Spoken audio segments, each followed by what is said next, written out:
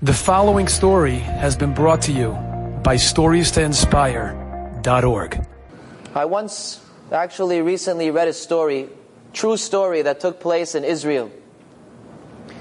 There's a man by the name of Yosef. Yosef woke up early one morning.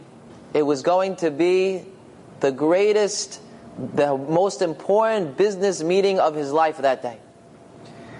He went out to the car to leave for work after he prayed, of course, and he noticed a ticket on his front windshield. He looks at the ticket, 500 shekalim. What's going on? 500 shekalim? I parked illegally. He sees his car is about an inch over the line, and he's so angry. How could they do that to me? That's a whole day's salary. Okay, I can't think about it now. I have to get to my meeting. He goes and he's driving to work down a one-lane highway for a long time, and the man in front of him was going so slow. I have to get to work, and he's trying to bribe the man and go faster, and the man's not budging. He's so angry, he pulls around him through the oncoming traffic lane and goes across. And of course, the police catch him. They pull him over and give him another ticket, this time for 1,000 shekalim. Now he's burning 1,500 shekalim. I didn't even start the day. But I have to get to work. He goes to work. He's still on time. He settles down in the office. I have to get my bearings. His boss comes in. Yosef, today's the day. If you are successful with this meeting, you're going to get a promotion and I'm going to raise your salary. 20 minutes before the meeting, he gets a phone call, Yosef, from the nursing home that his aging father is staying at. The nursing home says, Yosef, you have to get here right now. Your father's not eating. It's sakana, it's danger. You're the only one who can get him to eat. You have to come right now. Now? Right before my meeting, I can't come. It's dangerous. You have to come. And they hang up the phone. Now Yosef's going to blow his... What am I going to do? I have no choice. He flies there as fast as he can. He sees his father sitting in the garden, looking out at the trees. He storms over to his father. Dad, what are you doing? Just put the food in your mouth. You make me come all the way over here and miss my business meeting, the most important meeting of my life, and my promotion is at stake because you won't eat. Just eat. His father was so hurt. His son talked to him like that. His father had a tear welling up in his eye.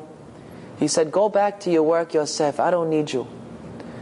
And he gets up and starts walking away. And Yosef yells again, come back and eat. Put food. I can't leave till you eat. Just eat. His father comes back a couple of minutes later, and he's holding a little book.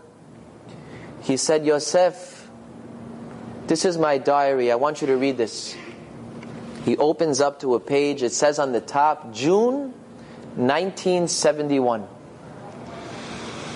It says, today, I had the most important business meeting of my life. But I wasn't able to attend because my little Yossi woke up with ear pain. And he was crying, Daddy, my ears are hurting. I need the doctor. And there's nothing that I wouldn't do for my son. And I told my boss I can't come in, and I took Yossi to the doctor. And he needed surgery. And he came home that night in such pain. And he didn't want to eat.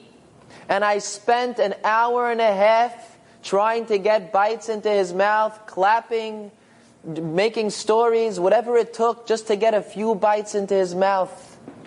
And that night he woke up 8 times in his sleep, crying in pain. And every time I went to him and I hugged him and I sang him back to sleep, I said, Yossi, Daddy loves you.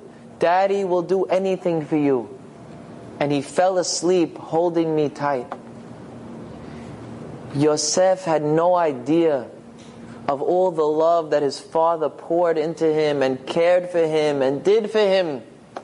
For dozens of years, he feels his father's a burden. He's a burden on me. Oh, but if he would have known how much love, he would never talk to his father like that. Kavi Yachol. If we would see the diary of Hashem, What would it say in it about each and every one of us? My precious child who I love to pieces, who I'll do anything for. Yes, today you have to go through this. It's only because I love you. I can't tell you why.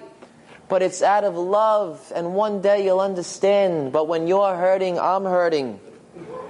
If we would know how much Hashem loves us, we'd be running towards Him to do whatever He wants. Enjoyed this story? Come again. Bring a friend. StoriesToInspire.org